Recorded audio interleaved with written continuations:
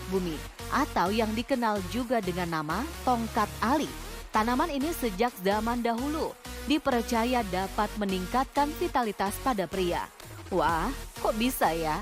Kandungan apa saja ya di dalamnya sehingga dipercaya dapat meningkatkan vitalitas pria? Dan adakah khasiat lain bagi kesehatan? Dr. Ekles akan membahasnya secara tuntas bersama Dr. Herbal Medik Erna Hayati di segmen kali ini. Penasaran kan? Yuk langsung kita simak. Oke pemirsa, kali ini kita akan membahas mengenai tanaman pasak bumi. Nah, mungkin pemirsa ada yang sudah pernah mendengar ataupun ada yang mungkin belum pernah mendengar, tapi mungkin ini segelintir orang tahu bahwa tanaman ini cocok untuk pria, bermanfaat untuk kejantanan katanya. Nah, saya sudah bersama Dr. Erna Hayati, MMMSI, ahli herbal medik. Apa kabar dokter? Alhamdulillah. Oke, luar biasa ya. Seperti pembahasan kita kali ini tentang pasak bumi ya, kita selalu semangatnya kalau bahas soal ini dokter. Semangat.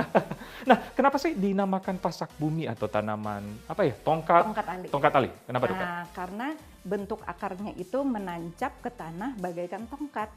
Kalau perkiraan saya seperti itu ya. Jadi panjang seperti tongkat juga, kira-kira dari sini segini 1,5 meter lebih nancap ke bawahnya. Dan menusuknya seperti pasak. Seperti pasak. Makanya dikatakan pasak bumi atau panjang kayak tongkat. Dan lurus. Dan lurus. Berarti dokter Erna, ini sejenis tanaman ya? Ya, betul. Namanya pasak bumi? Ya. Oke. Nah, karena dia tadi ya pasak ke bumi dan berbentuk tongkat itu namanya ya. Nah, ini kan direlasi dengan apa ya, kejantanan pria, obat. Kira-kira apa saja sih manfaatnya, Dok? Pasak bumi ini. Ya, pasak bumi ini yang lebih dikenal adalah untuk kejantanan pria. Ya. Tetapi sebenarnya bukan hanya sekedar kejantanan pria saja, tetapi dia juga bisa untuk kejantanan pria ini. Nah, ya. Gitu. Oke. Nah, kira-kira apa sih dokter yang sehingga isinya sehingga membuat lebih kuat? Bagi pria-pria nih? Ya, jadi sebenarnya di dalam, ini sebenarnya bentuk akar yang harusnya ya ada ya tersedia yang panjang-panjang, yang masih gelondongan.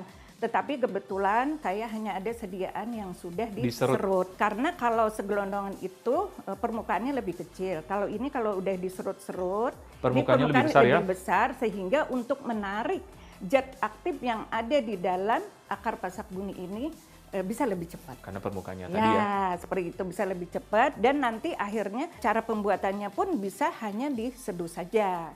Jadi artinya kalau ini bisa diseduh, bisa direbus, tapi kalau untuk yang berbentuk akar sebaiknya itu direbus. Sebaiknya direbus. Nah, kembali lagi ke fungsinya dokter. Kejantanan nih, kenapa nih dok? Penasaran nih. Jadi masalah kejantanan, hubungannya dengan hormon. Ada isi apa sih dok sehingga menyebabkan isinya ini kuat katanya? Iya, kandungan isinya yang zat aktif yang terdapat di dalam akar pasak bumi ini adalah uricumolacton, uricumannone, dan lain-lain banyak sekali. Dia juga mengandung flavonoid, alkaloid, saponin dan semuanya itu juga berfungsi sebagai antioksidan. Antioksidan. Ya, daya tahan tubuh termasuk ya. Daya tahan tubuh, antioksidan, dia bisa juga antiinflamasi. Nah, manfaat sebagai antiinflamasi, kan kita sering mengalami peradangan ya. Nah, inflamasi itu artinya peradangan. Sesuatu peradangan itu artinya sesuatu sel di dalam tubuh kita itu mengalami perlukaan. Ya. Nah, jadi dia membantu proses dia penyembuhan membantu cepat. proses penyembuhannya. Jadi yang kita ada sedikit inflamasi atau peradang, boleh. Boleh ini. Oke, nah apa hubungannya di tubuh sehingga dia secara orientasi, oh ini aku langsung jadi kuat nih dokter kalau minum akar. Ya, jadi dia mengandung, tadi belum pasak saya sebut bumi. Ya pasak bumi bumi ini mengandung uricumannone, uricumolacton itu yang rasanya pahit. Ya, jadi dia itu fungsinya untuk peningkatan hormon dari testosteron, hormon laki-laki. Nah, itu intinya. Itu. Nah, setelah dia di dalam peningkatan, merangsang peningkatan itu sehingga terpancinglah untuk rangsang seksualitas. Oke, karena peningkatan perangsangan dari hormon testosteron tadi. Ya, testosteron itu. Berarti ini hanya bisa disarankan bagi pria. Kalau untuk wanita? Bisa, bukannya pria saja, tapi memang lebih banyak pria yang menggunakannya. Tapi wanita pun juga bisa, karena banyak manfaat daripada akar pasak bumi ini. Gitu. Oke, jadi relatifnya ke situ ya dokter. Berarti dia meningkatkan stamina karena berhubungan dengan hormon pria tadi. Iya, betul. Oke, baik dokter Ana, gimana nih cara meramu pasak bumi ini dok? Penasaran nih dok, bahannya apa dok? Jadi bahan-bahannya itu, bahan utamanya adalah akar pasak bumi.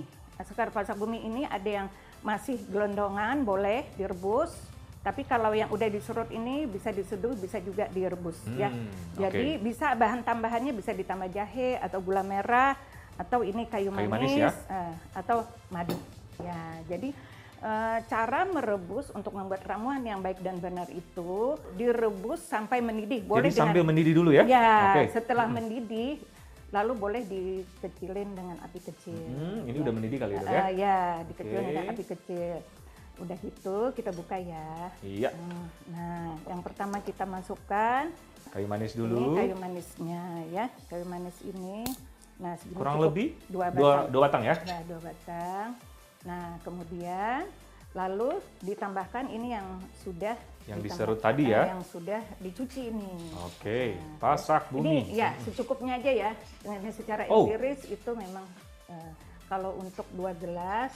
Ya. Jadi ukurannya gimana dokter? Kalau secara empiris itu cukup dengan genggaman kita aja. Secemput? Ya. Oke. Kalau 2 gelas berarti ini 2 genggaman. 2 genggaman? Ya, ya ini direbus. Nah, kalau kebanyakan ada efek kan dok atau gimana? Terlalu banyak tidak bagus, terlalu lama mengkonsumsinya juga tidak bagus. Nah, apalagi para pria kan, dok, apalagi para pria kan semangat nih, ya. Mau lebih kuat berarti lebih banyak. Nah, itu salah ya? Ya, salah. Jadi untuk dosis itu, yang paling aman itu untuk ekstraknya ya 200 mg per hari. 200 mg per hari? Ya.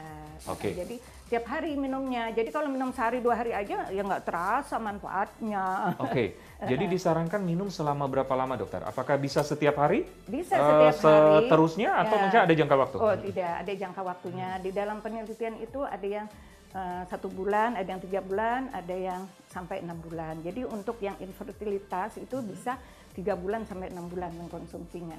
200 mg per hari. Ya, jadi dalam jangka lama juga itu. Ini setelah api kecil dididihkan selama 15 menit.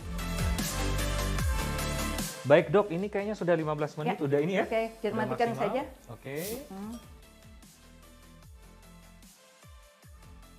Oke, jadi setelah ini kita ambil ini ya? Iya, kita ambil disaring dulu dokter ya? Ya, kita saring dulu. Ya. Dari baunya memang ada khas kayu manis ya? Ya, ini bau kayu manisnya, tapi rasanya nanti dua-duanya ada rasa. Ada rasa. Tapi bau pasak bumi memang tidak ada khas gitu ya dok? Ya nggak ada, tapi rasanya yang khas. Nah bagi para pria mungkin yang ingin menambah kualitas kejantanan gitu, itu disarankan berapa lama dokter? Yang tidak ada masalah medis? Oh kalau nggak ada masalah medis cukup 4 minggu sampai 6 minggu. Sebulan sampai sebulan setengah. Nah kalau ada masalah medis? Kayak ejakulasi dini. Misalnya ejakulasi dini atau infertilitas. Kalau infertilitas itu 200 mg per hari itu sekitar 3 sampai 6 bulan. Tapi kalau yang gangguan ejakulasi dini atau itu kira-kira 3 bulan aja cukup. Kurang lebih 3 200 mg per hari. Tapi mungkin dalam pengawasan dokter ya tentunya ya? Ya tentunya sebelum harusnya ya bagusnya kalau orang yang mempunyai kelainan misalnya kekurangan hormon testosteron tadi ya, itu sebelumnya diperiksa dulu di dalam penelitian sampai setelah dia di 3 bulan diteliti lagi ternyata di dalam penelitian itu dari rendah testosteronnya menjadi normal. Oke dokter, Erna penasaran nih mau minum nih dok. Jadi ini pasak bumi sama apa tadi dok? Kayu manis ya? Kayu manis. Ya. Oke.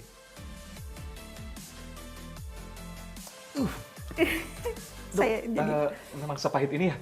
Tapi emang mungkin pahit. setimpal dengan hasilnya ya dok? Oh iya, nanti kalau dia pahitnya itu berasa itu artinya zat aktif yang ada di dalam pasak bumi ini sudah masuk ke dalam air. Oke, jadi mungkin bagi para pemirsa yang tidak tahan dengan pahit bisa dicampur apa dokter?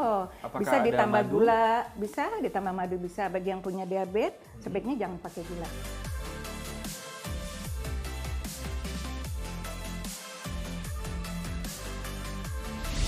Oke pemirsa, sekian dulu perbincangan kali ini. Semoga bermanfaat. Saya Dr. Eklas bersama Dr. Erna Hayati, MM, MSI. untuk Hidup Sehat Plus.